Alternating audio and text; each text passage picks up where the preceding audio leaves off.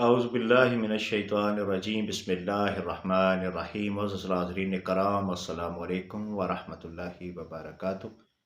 आज की इस वीडियो में हम एक बहुत ही अहम मौज़ू पर बात करने वाले हैं और एक बहुत ज़्यादा ख्वाबों की ताबीर के हवाले से पूछे जाने वाला सवाल है कि नापाक जिस्म की हालत में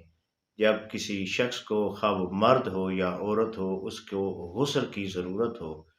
तो उस हालत में जो वो ख्वाब देखता है तो फिर उन ख्वाबों की ताबीर क्या होगी।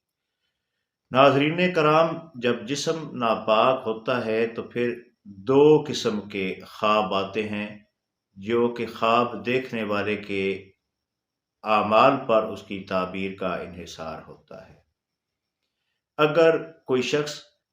नापाक जिस्म की हालत में बहुत ज़्यादा रूहानी लिहाज से अच्छे ख्वाब देखता है,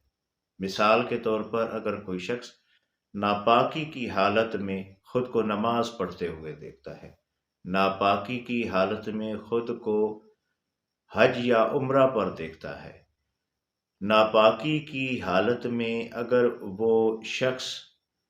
किसी मुक़द्दस मकाम पर इबादत कर रहा होता है या मस्जिद में इबादत कर रहा होता है या घर में इबादत कर रहा होता है, अलावा अज़ीं और भी जो भी रूहानी लिहाज से अच्छे ख्वाब होते हैं वो ख्वाब देखता है, तो ये ख्वाब शैतान की तरफ से वसवसा होता है और असल में वो शख्स नापाकी की हालत में रूहानी लिहाज से अच्छे ख्वाब देखकर दिल ही दिल में मुसरत महसूस करता है और उसको एक ज़हनी और दिली सुकून पहुँचता है जो कि शैतान का हमला होता है। अगर आप में से किसी शख्स को नापाकी की हालत में रूहानी लिहाज से अच्छे ख्वाब आ जाए तो फिर आपको उसी वक्त फ़ौरन इस्तिग़फ़ार करना चाहिए और अल्लाह ताला से तौबा करनी चाहिए। और अगर इसी तरह कोई शख्स नापाकी की हालत में बहुत ज़्यादा बुरे ख्वाब देखता है तो उसके आमाल में और उसके हदायत पर हो जाने की ये अलामत होती है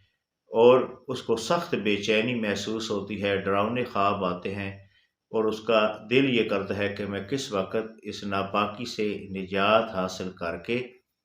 तौबा करूँ और अल्लाह का नाम लूँ और अपने दिन के काम-काज में मशगूल हो जाऊँ। तो नापाकी की हालत में ख्वाबों का देखना बहुत ज़्यादा अहम होता है और ताबीर के इल्म में बहुत ही कम लोगों ने इसको बयान फरमाया है अपने इल्म के मुताबिक। जो भी मुझे इसके बारे में समझ थी मैंने आपको बता दी, बाकी मेरा अल्लाह करीम बहुत ज़्यादा खूब